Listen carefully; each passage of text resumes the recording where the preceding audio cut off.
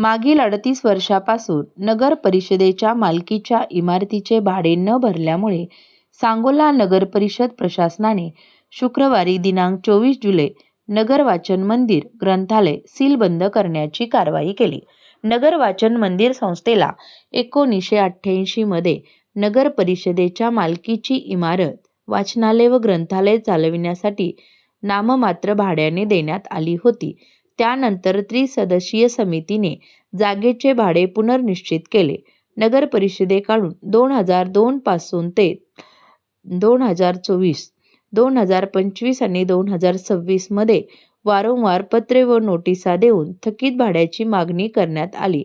मात्र संस्थेकडून कोणताही प्रतिसाद मिळाला नसल्याचे प्रशासनाने म्हटले आहे. नगर वाचन मंदिराकडे सध्या 12,21,894 रुपये इतकी भाडे थकबाकी असल्याचे नगर परिषदेकडून सांगण्यात आले. 23 जुलै 2026 रोजी अंतिम नोटीस बजावल्यानंतरही थकीत रक्कम जमा न झाल्याने 24 जुलै रोजी नगर परिषदेने संबंधित इमारत सील बंद केली.